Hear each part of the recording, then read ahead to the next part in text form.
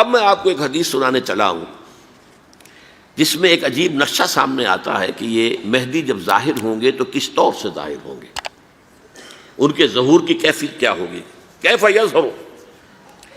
یہ روایت ہے حضرت ام سلمہ سے رضی اللہ تعالی عنہا، حضور کی زوجہ محترمہ ہیں، فرماتی ہیں ام سلمہ عن النبی صلی اللہ علیہ وسلم قال یکون اختلاف عند موت خلیفۃ، موت خلیفۃ، حضور نے فرمایا ایک خلیفہ کی موت پر اختلاف واقع ہو جائے گا، خانہ جنگی ہو جائے گی۔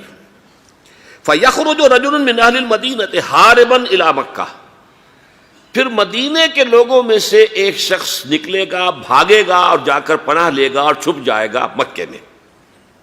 فَيَأْتِيهِ نَاسٌ مِّنْ أَهْلِ مکہ، پھر اس کے پاس آئیں گے اہل مکہ، مکہ کے لوگ، فَيُخْرِجُونَهُ، اور اسے نکالیں گے، جہاں وہ چھپے ہوئے ہوں گے وہاں سے نکالیں گے۔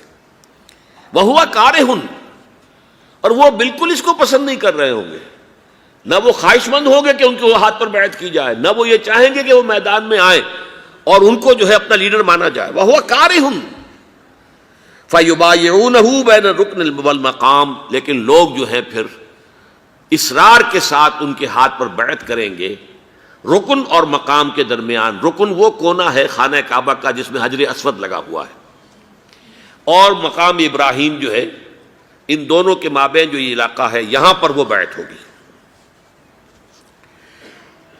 وَيُبْعَثُ إِلَيْهِ بَعْثٌ مِّنَ الشَّامِ، ان کے خلاف ایک لشکر بھیجا جائے گا شام سے۔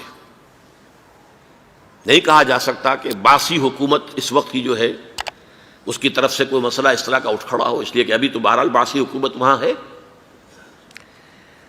فَيُخْسَفُ بِهِمُ بِالْبَيْضَاءِ بَيْنَ مَکَّہ وَالْمَدِینَہ، لیکن اللہ تعالیٰ اس لشکر کو مکے اور مدینے کے درمیان وادی بیضاء میں دھسا دے گا، زمین کے اندر پورے کے پورے لشکر کو۔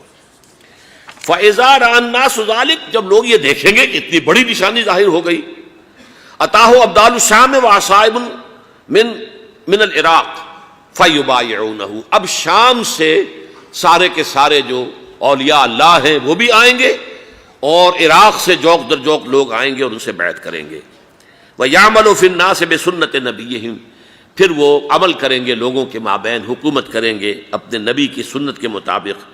وَيُلْقِي الْإِسْلَامُ بِجَرَانِهِ، اور اسلام اپنی گردن زمین پر ٹکا دے گا۔ وَالْأَرْضِ فِي الْأَرْضِ، زمین میں۔ فَيَلْبَسُ 7 سنین، پھر وہ 7 برس تک حکمران رہیں گے۔ ثم یتوفیٰ، پھر ان کا انتقال ہوگا۔ ویصلی علیہ المسلمون، اور مسلمان ان پر نماز پڑھیں گے۔ یہ جو میں نے آپ کے سامنے نقشہ کھینچا ہے، اس سے اب میں ایک نتیجہ نکالتا ہوں، اسے بھی میرا گمان کہیے، اختلاف بھی کر سکتے ہیں آپ، اگر اس کو وزنی سمجھیں تو قبول بھی کر سکتے ہیں۔ وہ یہ ہے کہ میرے نزدیک ان کے ظہور کا وقت قریب ہے، اور اس کی تھوڑی سی بعد میں مجھے معلوم ہوا کہ جین ڈکسن غالباً نام ہے امریکن اس کا، جس نے یہ پیشن کوئی خبر دی تھی کہ 1962 میں عالم عرب میں ایک بچہ پیدا ہوا ہے کہ جو وہاں کا نقشہ بدل کر رکھ دے گا۔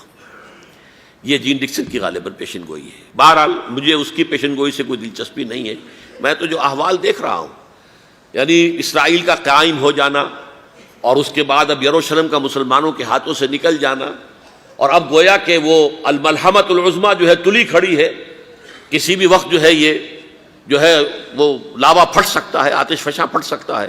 تو یہ تمام حالات ایسے ہیں کہ جن کی وجہ سے میں سمجھتا ہوں کہ ایک تو جو قرآن مجید کے اشارات میں نے آپ کو بتائے، 14 صدیاں، 14 دن میں چاند کا پورا ہونا، والقمر اذا اتسق، 14 دن میں 14ویں کا چاند۔